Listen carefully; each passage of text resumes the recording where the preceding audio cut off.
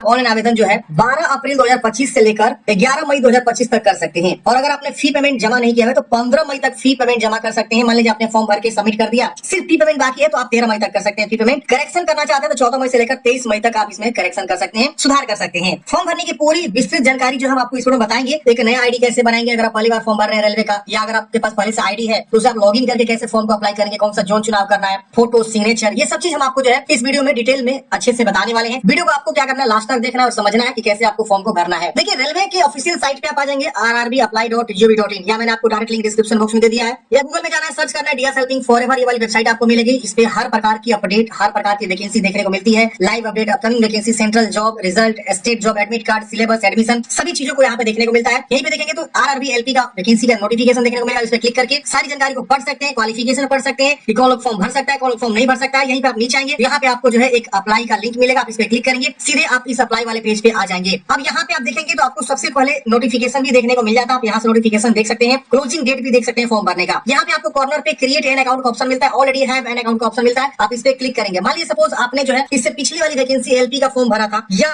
Railway का आपने कोई भी फॉर्म भरा था, ग्रुप डी हो या एसआई हो, आरपीएफ कांस्टेबल हो, तो आप उसी आईडी से जो है लॉगिन करके फॉर्म को अप्लाई करेंगे। आपको नया आईडी बनाने की आवश्यकता नहीं है। लॉगिन विद आधार का ऑप्शन है, आप अपना आधार नंबर लिख के जनरेट ओटीपी क्लिक करेंगे, आपके आधार से मोबाइल नंबर लिख है उसको ओटीपी जाएगा, यहाँ अननोट पे क्लिक करेंगे, लॉगिन करेंगे, आपका डैशबोर्ड ओपन हो जाएगा। तो अगर हम बात करें, अगर आपके पास आरआरबी अकाउंट है तो आप इस पे क्लिक करेंगे, तो अपना मोबाइल ईमेल एड्रेस लिखेंगे, पासवर्ड एक आपको मिला होगा फॉर्म भरते समय या आपने खुद क्रिएट किया होगा, वो पासवर्ड लिखेंगे, आई एम नॉट रोबोट पे क्लिक करेंगे, आप लॉगिन करेंगे, आपका सीधे डैशबोर्ड आ जाएगा। लेकिन वही अगर आप पहली बार फॉर्म भरने जा रहे हैं तो आपको पहले एक नया अकाउंट बनाना होगा। क्रिएट एन अकाउंट पे क्लिक करेंगे, यहाँ पे आपको पूछेगा कि क्या आपने पहले से जो है अकाउंट बनाया हुआ है आरआरबी की ऑफिशियल वेबसाइट 2024 में, तो आपको दोबारा अकाउंट बनाने की आवश्यकता नहीं है, आपको यहाँ ओके करके आ जाना है। यहाँ अब यहाँ पे कंट्री ऑफ नेशनलिटी आपको चुनाव करना है, इंडिया, नेपाल, भूटान और भी ऑप्शन है, आप इसमें से चुनाव करेंगे। यहाँ पे अपना फुल नेम, यहाँ पे दोबारा नाम को लिखेंगे, आपने नाम चेंज किया, यस करेंगे, नो करेंगे, अपना डेट ऑफ बर्थ यहाँ से चॉइस करेंगे कि आपका डेट ऑफ बर्थ क्या है। ये देखिए इस प्रकार से आपको ईयर, मंथ सब चूज करने का आएगा। फिर डेट ऑफ बर्थ को दोबारा कंफर्म करेंगे, यहाँ जेंडर बताएंगे, मेल फीमेल, फादर्स नेम दोबारा फादर्स नेम, या मदर्स नेम दोबारा मदर्स नेम लिखना है, ईमेल एड्रेस आपको लिखना है और जनरेट ईमेल ओटीपी पे क्लिक करेंगे, आपके ईमेल को ओटीपी जाएगा, उस ईमेल को यहाँ लिखना है, उस ओटीपी को यहाँ लिखना है। फिर मोबाइल नंबर लिखेंगे, जनरेट मोबाइल ओटीपी क्लिक करेंगे, आपके मोबाइल नंबर ओटीपी जाएगा, यहाँ लिखेंगे। फिर यहाँ पे आपको inter your Aadhaar card number, अब यहाँ पे आपको आधार कार्ड की संख्या लिखनी है। और यहाँ पे आप देखेंगे तो वेरिफिकेशन का दो ऑप्शन मिलेगा, एक ओटीपी वेरिफिकेशन है और एक फिंगरप्रिंट वेरिफिकेशन है। अगर आपके आधार कार्ड से लिंक मोबाइल नंबर नहीं है तो आप जो है फिंगरप्रिंट वेरिफिकेशन पे क्लिक करेंगे, तो आपको जो है एक सीएससी कनेक्ट करना होगा। सीएससी का यूजर आईडी, पासवर्ड, जो भी साइबर कैफे उनके पास सीएससी आईडी होता है, वो अपना जो है सीएससी आईडी कनेक्ट करेंगे और मॉर्फो यूज करके अपना जो है आपका फिंगर स्कैन करके आगे प्रोसेस करके वेरीफाई कर सकते हैं। लेकिन आपके पास आधार कार्ड है तो आप इसको चुनाव करेंगे, आधार कार्ड से मोबाइल नंबर जो लिंक है उस पर ओटीपी जाएगा, ओटीपी को लिख के वेरीफाई करेंगे। आपके पास आधार कार्ड नहीं है तो इसमें भी आप टिक करेंगे। लेकिन यहाँ पे आप देखेंगे तो दूसरा आईडी प्रूफ यहाँ पे चुनाव करने का ऑप्शन आता है, voter ID card, pan card. लेकिन फिलहाल यहाँ पे अभी कोई भी ऑप्शन देखने को नहीं मिलेगा, तो यहाँ पे आपको आधार कार्ड वेरिफिकेशन मैंडेटरी है, आप आधार कार्ड के थ्रू ही वेरीफाई करेंगे। यहाँ पे आपको एक पासवर्ड बनानी है जिसमें बोला गया capital letters, small letters, special character, numbers use करके पासवर्ड बना लेनी है। यही पासवर्ड हमेशा आपको यूज करना है। रेलवे में आने वाली समय में जब भी वैकेंसी आएगी ग्रुप डी का या और जो भी वैकेंसी आएगी टेक्नीशियन का और जो भी है, तो उसके लिए यही आईडी पासवर्ड में आप यूज करके और आप जो है आगे फॉर्म को अप्लाई करेंगे। चलिए हम यहाँ पे पासवर्ड बना लेते हैं। पासवर्ड वाले सपोज आपका नाम राजू है तो RAJU@123 ऐसे करके पासवर्ड बना लेंगे। फिर आई एम नॉट रोबोट पे क्लिक करेंगे, उसके बाद से यहाँ पे preview and create an account पे क्लिक करेंगे, आपका प्रीव्यू पेज आएगा। प्रीव्यू पेज को अच्छे से वेरीफाई कर लेना है, सच्ची जानकारी सही है तो आपको सबमिट कर देना है। सबमिट करते ही आपका अकाउंट जो है क्रिएट हो जाता है। उसके बाद आपको लॉगिन करना है, लॉगिन हियर पे क्लिक करते हैं, यहाँ पे आपको ऑलरेडी हैव एन अकाउंट पे ऑप्शन मिला, इस पे क्लिक करेंगे और यहाँ पे आपको लॉगिन विद आधार का ऑप्शन है और लॉगिन विद आरआरबी अकाउंट है। किसी भी माध्यम से क्या करेंगे, आप अपना लॉगिन कर लेंगे। चलिए मैं यहाँ पे क्या करता हूँ, लॉगिन कर लेता हूँ। तो मैंने फ्रेंड्स यहाँ पे यूजर आईडी के थ्रू और पासवर्ड के थ्रू, मतलब मोबाइल ईमेल और पासवर्ड के थ्रू हमने यहाँ पे लॉगिन किया। तो यहाँ पे 2 फैक्टर ऑथेंटिकेशन का ऑप्शन आया। हम यहाँ पे क्या करेंगे, सेंड ओटीपी टू ईमेल या सेंड ओटीपी टू फोन पे क्लिक करेंगे। कोई सा भी ओटीपी हम भेजेंगे तो हम यहाँ फोन पे ओटीपी भेज देते हैं और यहाँ पे ओटीपी चला गया होगा, हम ओटीपी को लिखेंगे और उसके बाद यहाँ पे जो है लॉगिन करेंगे, हमारा डैशबोर्ड ओपन हो जाएगा। तो यहाँ पे अच्छा काम हुआ है, यूजर आईडी पासवर्ड डालने के बाद से ओटीपी वेरीफाई करेगा तभी आपका जो है लॉगिन हो पाएगा। चलिए ओटीपी वेरीफाई करके लॉगिन करते हैं। तो हमने फ्रेंड्स यहाँ पे लॉगिन कर लिया है। लॉगिन करते यहाँ पे देखेंगे तो आपके इस तरह से जो है टैब बने हुए हैं। यहाँ पे आपको ऑनलाइन एप्लीकेशन का भी ऑप्शन मिलता है, आप इस पे क्लिक करेंगे। जैसे आप इस पे क्लिक करेंगे, यहाँ पे जो वैकेंसी है आपका यहाँ पे शो करेगा, एएलपी का असिस्टेंट लोको पायलट। यहाँ पे सबसे पहले आपसे पूछेगा कि आप किस जो है आरआरबी से अप्लाई करना चाहते हैं। जितनी भी आरआरबी है वो सारा आरआरबी आपको जो है देखने को मिल जाएगा। अब आरआरबी देखने के लिए आपको जो नोटिफिकेशन को डाउनलोड करना होगा कि किस आरआरबी में कहाँ कितनी वैकेंसीज है। देखिए जिस आरआरबी के लिए अप्लाई करेंगे उसी आरआरबी के साइड में आपको जॉब भी करना होगा। फॉर एग्जाम्पल मान लीजिए आप त्रिवेंद्रपुरम में अप्लाई करते हैं तो आपका जॉब लोकेशन जो है उधर ही रहेगा, उसी के आसपास रहेगा। तो आप देखेंगे यहाँ पे जो भी आरआरबी वाइज वैकेंसी डिटेल्स है वहाँ पे नोटिफिकेशन के 20 नंबर पेज पे शो किया गया है। अहमदाबाद में देखेंगे तो आपका WR रीजन जोन आता है जिसमें 497 वैकेंसी है। अजमेर में NWR और WCR आता है जिसमें 679 वैकेंसी एक में है और WCR में 141 वैकेंसी है। यहाँ पे आपको कैटेगरी वाइज वैकेंसी को ध्यान रखना है और कहाँ कट ऑफ कम जाता है ज्यादा जाता है उसके हिसाब भी आप देख सकते हैं, क्योंकि अभी हाल ही में इसका एग्जाम हुआ। सेकंड एग्जाम भी यहाँ पे बहुत जल्द होने वाला है। फेज 2 का एग्जाम, फेज 1 तो हो गया, फेज 2 आपका रद्द हुआ था, फिर उसका डेट एक्सटेंड हुआ। तो अब जो है आप एक बार देख लीजिए, यूट्यूब पे कई सारे चैनल वाले बनाए होंगे कट ऑफ को लेकर, कट ऑफ के अनुसार भी आप अप्लाई कर सकते हैं। इसके अलावा आप फॉर्म भरते समय ये जरूर चेक करें कि आप किस कैटेगरी में फॉर्म भरेंगे तो आपका बेहतर रहेगा। अगर आप अपने कैटेगरी में भरना चाहते हैं तो अपने कैटेगरी में ध्यान रखना है। ओबीसी कैटेगरी से आप बिलोंग करते हैं तो ओबीसी कैटेगरी में कितनी सीट है उसके अनुसार अप्लाई करना है। तो कई सारे फैक्टर को ध्यान में रखते हुए आप अपना जोन चुनाव करेंगे और ध्यान रखना है जिस जोन से फॉर्म भरेंगे उसी जोन में आपका जॉब लोकेशन होगा। अगर आप मुंबई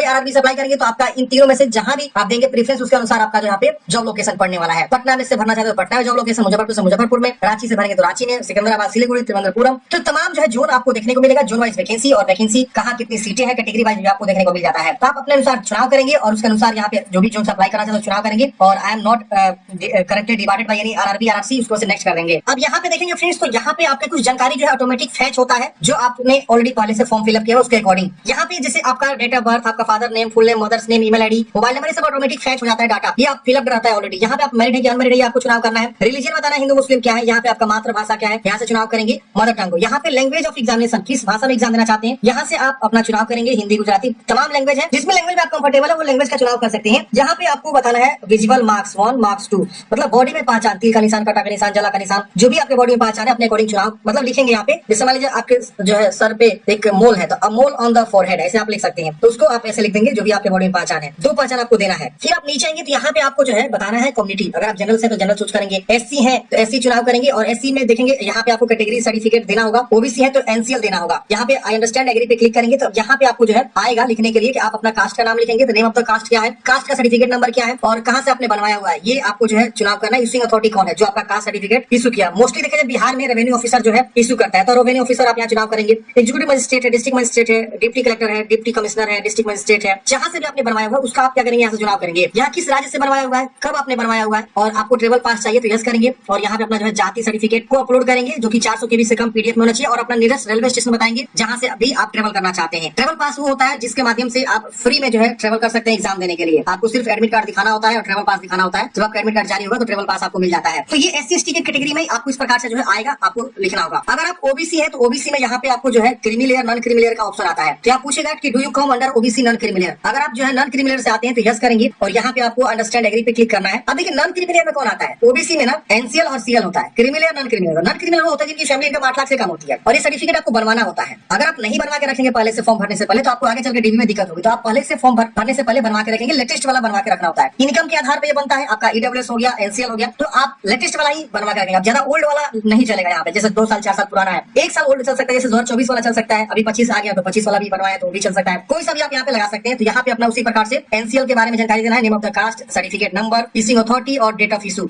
देखिए सेंट्रल लेवल वाला यहाँ पे आपको बनवा के लगाना है। ये नहीं कि आप स्टेट लेवल का बनवाए हैं और वही आप लगा दिया, नहीं। अगर आप ओबीसी आते हैं तो अपना एनसीएल सेंट्रल लेवल वाला ही बनाएंगे और बनवा के यहाँ पे आपको जो है देना है। मैंने ऑलरेडी इसके ऊपर वीडियो बनाया है। बिहार से है तो किस प्रकार से एनसीएल सेंट्रल लेवल वाला आपको बनवानी होगी। अगर आप अदर स्टेट से तो आपके स्टेट पे जिस तरह से बनता है सेंट्रल लेवल वो आप बनवाएंगे और यहाँ पे लगाएंगे। या क्योंकि वैकेंसी सेंट्रल लेवल की है, अगर आप स्टेट लेवल फॉर्म भरेंगे तो स्टेट लेवल वाली जाति और निवास जो भी बनता है वो लगता है। तो अगर आप जो सेंट्रल लेवल फॉर्म भरेंगे तो सेंट्रल लेवल जाति या जो भी एनसीएल है ईडब्ल्यूएस सब आपका बनता है और लगता है। तो ये आपको समझ में आ गया। ओबीसी वाला अगर ईडब्ल्यूएस आएंगे तो ईडब्ल्यूएस का जो है जानकारी आपको भरना होगा, जैसे कि आपका EWS certificate number, issuing authority और यहाँ पे आपको जो है स्टेट बताना है और यहाँ पे कब आपने बनवाया वो आपको बताना है। तो ये डिटेल्स आपको अच्छे से भरना है। फिर आपको यहाँ पे जो है परजेंट एड्रेस भरना है, जो भी आपका परजेंट एड्रेस अच्छे से भरेंगे। फिर परमानेंट एड्रेस अच्छे से भरेंगे। नियरेस्ट जो है सिटी आपको लिखना होगा, पिन कोड लिखना होगा, अच्छे से एड्रेस को भरना होगा। अगर आपका परजेंट एड्रेस अलग है, परमानेंट एड्रेस अलग है तो आप दोनों अलग अलग भर सकते हैं। सेम है तो इसको टिक करेंगे, सेम इधर वाला कॉपी हो जाएगा, अलग है तो अलग अलग। उसके बाद सेव करके नेक्स्ट करेंगे। 7 नेक्स्ट करते हैं फ्रेंड्स। अगले स्टेप में यहाँ पे कुछ अब एक्स सर्विसमैन और इसके अलावा ईबीसी वगैरह के बारे में पूछेगा। तो एक्स सर्विसमैन है तो यस करेंगे, नो करेंगे। ईबीसी है तो यस करेंगे, नो करेंगे। आप रेलवे ऑलरेडी सर्विंग एप्लीकेंट है, मतलब पहले से आपने रेलवे में काम कर रहे हैं, जैसे कि ग्रुप डी हो गया और कोई पद हो गया तो उस पर आप यस करके अपनी जानकारी दे सकते हैं। करंटली किसी डिपार्टमेंट और में काम कर रहे हैं तो बताएंगे, वरना नॉट अप्लीकेबल हो जाएगा। आपने जो है अप्रेंटिसशिप किया हुआ है, एनएससी किया हुआ है तो आप यहाँ बताएंगे, नहीं तो आप इसे भी नो कर देंगे। तो अप्रेंटिसशिप वाले यहाँ पे अपना यस में बता सकते हैं। उनको कुछ छूट मिलता है ज्वाइनिंग के समय में, कुछ बोनस मार्क्स मिल जाएगा या उनको जो है कुछ सीटों रिजर्व कर देता है कि चलिए बंदा जो है एनएससी किया हुआ है, नेशनल एक्ट अप्रेंटिसशिप, वो 1-2 साल का मतलब एक ट्रेनिंग होता है। रेलवे में आपने देखा होगा कई बार मैं बनाया हूँ वीडियो अप्रेंटिसशिप को लेकर। तो यही वहाँ पे आप बताते हैं कि आपने किया नहीं किया। यहाँ पे फिर रिफंड के लिए आपको अकाउंट डिटेल्स यहाँ देना होगा, account holder name, bank number, यहाँ पे फिर दोबारा बैंक नंबर कंफर्म करना, यहाँ पे सी कोड लिख के कंफर्म करेंगे। आपका जो है फी बैंक नेम वगैरह यहाँ पे आ जाएगा। तो अपना अकाउंट डिटेल्स दे दीजिएगा, आपका फीस में रिफंड होता है। अब यहाँ पे आपको सेव करके उसको से नेक्स्ट कर देना है। अब नेक्स्ट करते ही अब यहाँ पे आपको देखेंगे तो ऑलरेडी जैसे कि मैंने बताया कि मैं ये पुराना अकाउंट लॉगिन करके फॉर्म भर रहा हूँ। तो यहाँ क्वालिफिकेशन मेरा ऑलरेडी मैट्रिकुलेशन का शो करेगा। यहाँ पे मैट्रिकुलेशन अगर आप पहली बार फॉर्म भरेंगे तो आपको यहाँ पे मैट्रिकुलेशन पहले यहाँ से चुनाव करके ऐड करना होगा। मैट्रिकुलेशन की जानकारी जिसमें आपको qualification, roll number, certificate, serial number और स्टेट कहाँ से आपने पढ़ाई किया, डिस्ट्रिक्ट, इसके अलावा बोर्ड का नाम, कब आपका पासिंग ईयर है, ये सब आपको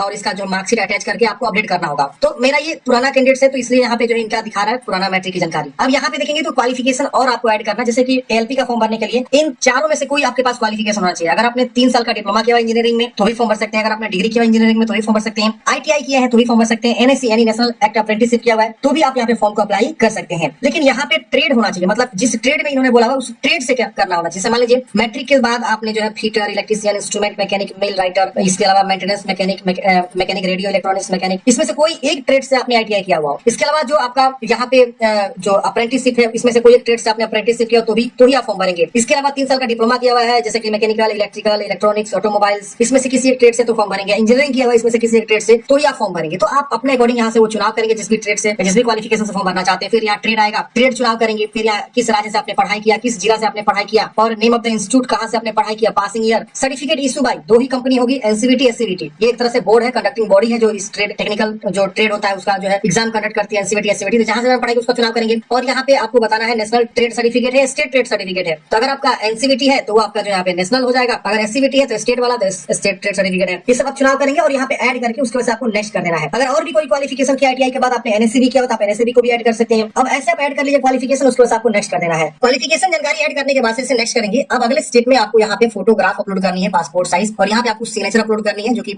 ये देखिए यहाँ पे साइज बताया गया है। और व्हाइट बैकग्राउंड होना चाहिए, recent colour passport size photograph होना चाहिए, 2 मंथ से ज्यादा ओल्ड नहीं होना चाहिए, जेपीजी या जेपीजी फॉर्मेट में आपको अपलोड करना है। 100 से 150 के बीच आपका जो है फोटोग्राफ यहाँ पे होना चाहिए। कैप वगैरह नहीं होना चाहिए, साफ सुथरा आपका फोटो होना चाहिए, ग्लास नहीं पाने होना चाहिए, डार्क ग्लासेस ये सब आपके मतलब नहीं होना चाहिए फोटो के ऊपर। सही से आप फोटो अपलोड करिएगा वरना आगे चलकर दिक्कत भी हो जाता है कभी कभी। इसके अलावा सिग्नेचर जो बोला गया है व्हाइट पेपर पे ब्लैक इंक से आपको क्या करना है, एक बॉक्स की तरह बना के आपको जो है अपलोड करना है। यहाँ पे आपको चूज करना है। तो फोटो सिग्नेचर भी आप सही गाइडलाइंस पे अपलोड करेंगे। 140 बाई 60 पिक्सल में बताया गया है। 30 से 49 के बीच आपका फोटो यहाँ पे बोला गया है। यही आप फाइल साइज बना के अपलोड करेंगे, आसानी से अपलोड हो जाएगा। यहाँ कुछ सैंपल भी दिया हुआ है कि किस प्रकार का सैंपल एक्सेप्टेबल है और किस प्रकार से आपका जो फोटो गलत हो जाएगा। तो ये ध्यान रखिएगा। उसके बाद आपको सेव करके नेक्स्ट करना है। फोटो सिग्नेचर चूज करने के बाद जैसे आप यहाँ पे आगे बढ़ेंगे तो यहाँ पे अब आपको जो भी आरआरबी है उसके अंतर्गत जो भी बहाली है उसका आपका चुनाव करने का ऑप्शन आएगा। आप यहाँ से चुनाव करेंगे, पहला दूसरा किसको रखना चाहते हैं। कभी कभी आपको एक ही देखने को मिलेगा तो आप एक ही चुनाव कर पाएंगे, कभी कभी आपको 2 मिलेगा तो आप दोनों को पहले ऊपर नीचे किसको रखना है अपने अकॉर्डिंग रख सकते हैं। यहाँ पे आपको डिक्लेयर करना है और यहाँ पे आपको select exam trade for part B of CBT2।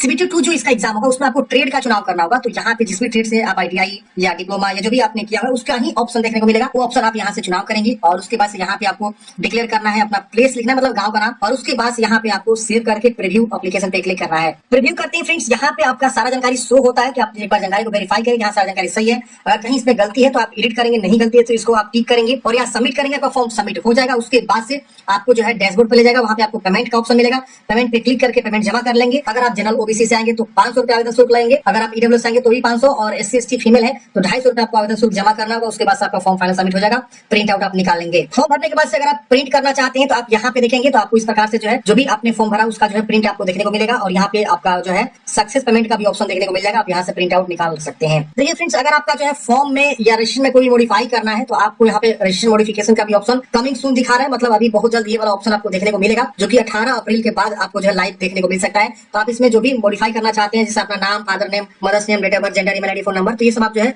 Allow किया जाएगा मॉडिफाई करने के लिए और आप मॉडिफाई से कर सकते हैं। आई होप फ्रेंड्स आपको समझ में आया होगा किस प्रकार से आपको रेलवे LP का फॉर्म भरना है। आपके मन में कोई भी डाउट